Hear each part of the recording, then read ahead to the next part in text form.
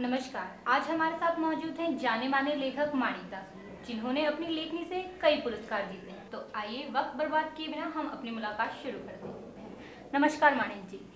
माणिक जी, सबसे पहले तो आपको बधाई हो कि आपने अभी अभी एक पुरस्कार जीता है। इस पुरस्कार को जीतने के बाद आप कैसा महसूस कर रहे हैं? जी, मुझे बहुत खुशी है कि दर्शकों ने मेरे विचारों को सराहा है और उन्हें पसंद किया है। इसके लिए मैं अपने दर्शकों का तहे दिल से शुक्रगुजार हूँ। माणिक जी, अगर हम विचारों की बात करें तो क्या वजह है कि आप अपनी पुस्तकों के अंदर इतने क्रूर शब्दों का प्रयोग करते हैं? देखिए, शब्द क्रूर नहीं होते हैं, क्रूर होती हैं सामाजिक परिस्थितियाँ। माणिक जी, इन किताबों को लिखने के लिए आपको प्रेरणा कहाँ से मिलती है? जी देखिए, ये समाज ही मेरी लेखनी का एक माध्यम है, एक प्रेरणा स्रोत है। इस समाज में जो भी घटित होता है, मैं सिर्फ अपनी लेखनी के माध्यम से वही व्यक्त करता हूँ। आपकी किताबों का ज्यादातर विषय औरतें रही हैं, तो क्या आपके जीवन में अभी कोई औरत है या पहले आई हो? जी नहीं। धन्यवाद माणिक जी। तो ये थे हमारे साथ जाने माने लेखक माणिक जी। देश और दुनिया की बाकी खबरों के लिए बने रहिए हमारे साथ। धन्यवाद।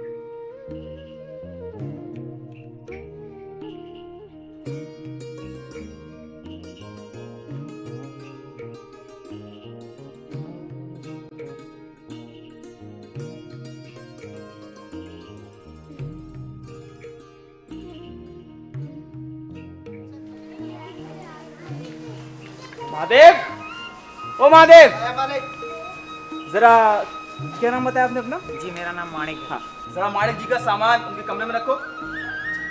आइए।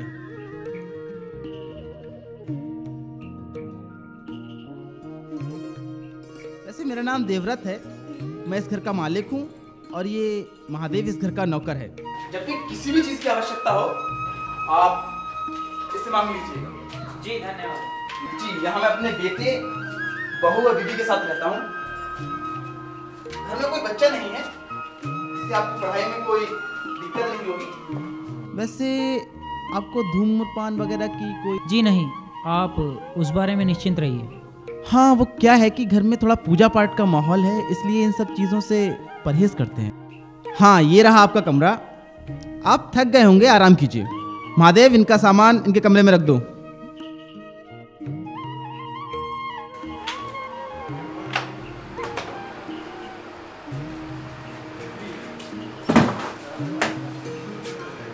मानिक बाबू ये रहा आपका कमरा, अगर कुछ चाहिए तो बता दीजिएगा।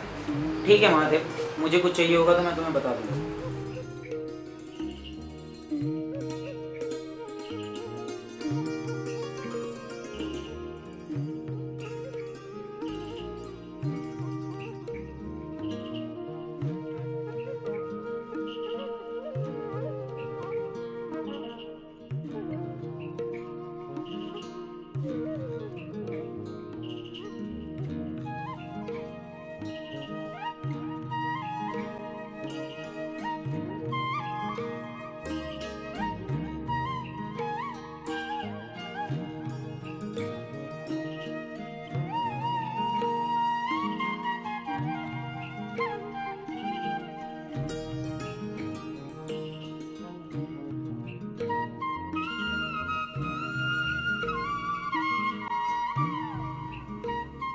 आज मैं इलाहाबाद की पवित्र धरती पर हूँ। बड़ा नाम सुना था और आज वास्तविकता में मैं यहाँ बैठा ये सब लिख रहा हूँ। अपनी पढ़ाई पूरी करने के लिए यहाँ मास्टर्स करने आया हूँ। किराए पर एक कमरा लिया है देवव्रत जी के यहाँ। विचार और बातचीत से बहुत ही सज्जन व्यक्ति मालूम पड़ते हैं। अच्छा सा परिवार भी है और सबसे बड़ी बात यह है कि यहाँ बहुत ही शांति है। आशा है यहाँ रहना एक अच्छा अनुभव रहेगा।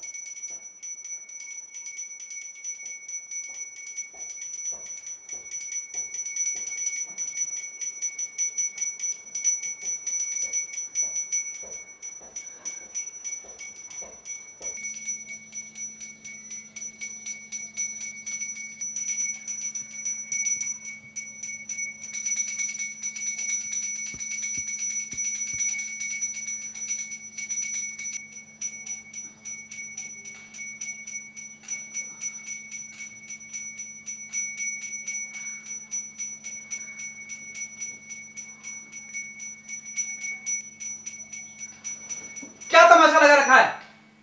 सुबह सुबह नींद खराब कर देती है। बंद करो अपने ढोल। अरे इतना ही शौक था तो बाप के साथ मंदिर में घंटी क्यों नहीं बजाया तुमने?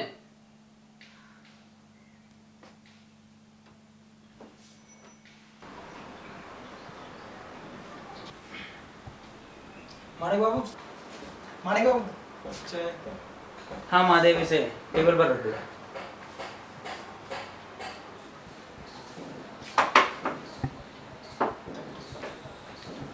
महादेव, एक बात पूछूं? जी साहब। वो नीचे चिल्ला कौन रहा था? वो विनोद बाबू हैं, मालिक के बेटे। रमा भाभी को डांट रहे थे। मगर वो तो उनकी पत्नी है ना? अरे साहब, पत्नी तो बस नाम मात्र की है, लेकिन उनकी हालत तो हमसे भी बुरी है। पर ऐसा क्यों? अरे साहब, जो ऊंच नीच की दीवार होती है ना, वो कहीं पर भी खड़ी हो जाती है, चाहे समाज हो या बिरादरी। हम तो फिर भी एक नौकर हैं साहब, हमारी कोई इज्जत नहीं है, लेकिन उनकी हालत देखकर तो हमें बुरा लगता है। मगर वो तो काफी समय से इधर रह रही हैं। अरे साहब, उनका यहाँ रहने की मजबूरी है। उनको छोटी छोटी बात पर वो डांटा जाता है, उन पर बहुत ही अत्याचार किया जाता है। महादेव साहब, मालिक बुला रहे हैं, मुझे जाना चाहिए। ठीक है महादेव, तुम जाओ।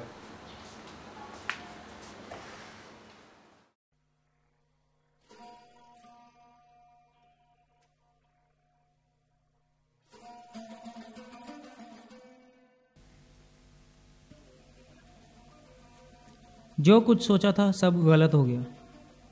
मुझे अंदाज़ा नहीं था कि परिस्थितियां कल्पना से बिल्कुल विपरीत निकलेंगी। जिस परिवार को सुखी और खुशहाल समझता था, वो हृदय से उतना ही दरिद्र निकला। इस घर में हर उस देवी की पूजा होती है जो मूर्ति के रूप में इस घर में उपस्थित है, पर उस देवी की कोई पूजा नहीं करता जो वास्तविकता में इनके सामने होती। उसकी पूजा नहीं बल्कि तिरस्कार करते हैं ये लोग। उस देवी का नाम है रमा, और उसका दोष सिर्फ इतना है कि उसके पिता ने उसके विवाह के लिए एक झूठी कुंडली बनाई जिसमें उसे उस कुल का ब्राह्मण दिखाया गया जिस कुल का विनोद था। कुंडली में तो दोनों के लक्षण मिल गए, पर वास्तविक जीवन में ऐसा संभव ना हो सका। भला हो भी कैसे? एक देवी के लक्षण दैत्य से तो नहीं मिल सकते। विनोद और उसके घर वालों का मानना था कि वे ऊंचे कुल के हैं, रमा नीचे कुल की, पर भेद खुला शादी के बाद। वे चाहते तो इस हाल के बारे में सबके सामने वर्णन कर सकते थे और इस विवाह को ठुकरा सकते थे, पर ऐसा करने से उनकी मूर्खता सबके सामने सिद्ध होती। इसीलिए ऐसा नहीं कर सके और रमा को अपने घर ले आए, पर उसे बहू का दर्जा कभी नहीं दिया। कहने को इस घर में एक नौकर है, पर देखा जाए तो रमा भी एक नौकर ही है। महादेव को तो फिर भी काम के पैसे मिलते हैं, पर रमा उसका तो पैसे पर कोई अधिकार नहीं।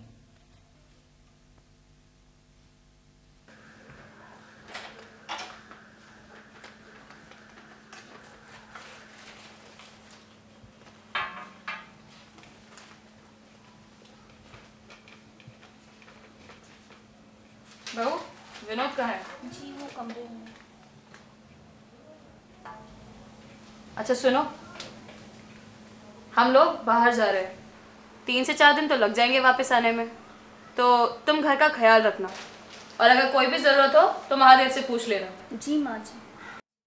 रमा, रमा, जी आई।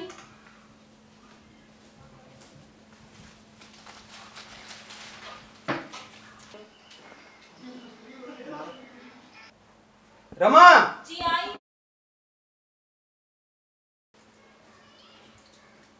तुमने मेरी जेब से पैसे निकाले हैं? जी। किससे पूछकर? जी वो धोबी आया। किससे पूछकर? जी किसी से नहीं। तुमसे कितनी बार कहा है, इस घर में तुम्हारा किसी चीज पर कोई अधिकार नहीं है, कोई अधिकार नहीं है।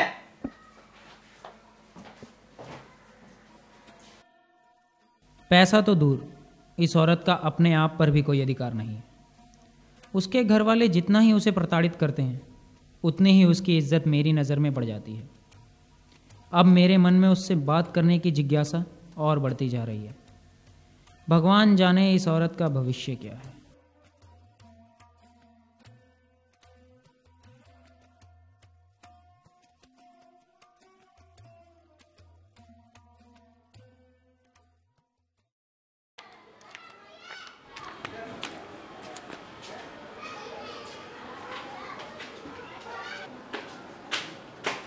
महादेव। हाँ भाभी, आया। आपने कुछ कहा? ये क्या ले जा रहे हो? कि मानिक बाबू ने रजिस्टर मंगवाया था। ये तुम मुझे दे दो और ये कुछ सामान लाना है।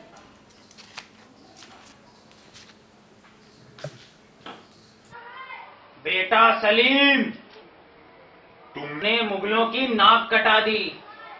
अब तो या आप रहेंगे या आपके बाप रहेंगे। हाँ महादेव, आ जाओ आ जाओ। अरे अरे आप यहाँ? आपने महादेव से रजिस्टर मंगवाया था ना? जी हाँ, लाइए। जी आप दे दीजिए रजिस्टर। वैसे आप कहाँ की हैं? मेरा मतलब है आपका मायका कहाँ है? बनारस से। वाह, वो तो बहुत ही पावन जगह है। आप कभी गए हैं वहाँ? जी नहीं, अभी तक मुझे मौका नहीं मिला। दरअसल मेरी पहचान का कोई नहीं है वहाँ। हाँ, अगर आपकी पहचान का कोई है वहाँ तो बता दीजिए, मैं जाना पसंद करूंगा।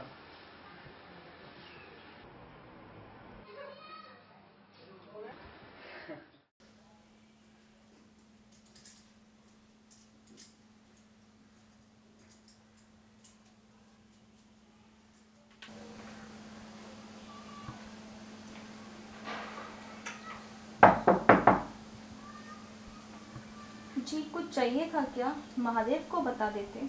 नहीं, उसकी कोई आवश्यकता नहीं है। मुझे तो बस आप ही से बात करनी थी। जी कहिए। जी, मैं जो कहना चाहता हूँ पता नहीं वो सही है या नहीं, पर कहे बिना रह भी नहीं पा रहा हूँ। जी कहिए। जी वो, मैं आपसे प्रेम करने लगा। ये सच में आपका प्रेम है या मुझ पर आपकी दया? आपको ऐसा क्यों लगता है? क्योंकि आपको आए कुछ ही दिन हुआ है, तो आपने सबकी विस्तार सुनते देखा है, तो ये आपकी दया दृष्टि ही होगी। नहीं, बल्कि मैं तो ये सोच रहा हूँ कि एक स्त्री इतनी सहनशील भी हो सकती है। और जब भी मैं आपको देखता हूँ तो मुझे लोभ होता है कि ये स्त्री मेरी क्यों नहीं हो सकती। क्योंकि समाज इसकी अनुमति नहीं देता। तो क्या समाज किसी को प्रताड़ित करने की अनुमति देता है? हाँ, क्योंकि मैंने गलती की है। वो गलती आपने नहीं, आपके पिता ने की है, और उसकी सजा आपको नहीं मिलनी चाहिए। जो मेरे भाग्य में लिखा है वो तो मुझे भोगना ही होगा। क्या आप भाग्य पर विश्वास करती हैं? और वो भी ऐसे भाग्य पर जो कुछ लोगों की इच्छा और रुपए पैसे के लालच से बनाया गया हो? हाँ। तो फिर मेरी भी इच्छा है आपको अपना भाग्य बनाने की। आपको अपनी भावनाओं को इस तरीके से प्रकट नहीं करना चाहिए। ये कैसे संभव है? भावनाएं तो मेरे अंदर पैदा होंगी ही, उन पर मेरा कोई वश नहीं है, चाहे मैं उन्हें प्रकट करूं या ना करूं। आपको क्या लगता है, आप जो सोचते हैं वही सही है? नहीं, मगर मैं ये जानता हूं कि जो मैं इस समय कह रहा हूं वो बिल्कुल सही है, और ये बात आपको भी मालूम है। देखिए, समस्याएं मेरी हैं और उनका समाधान मुझे ही करना है, तो उचित होगा आप यहाँ से चले जाएं।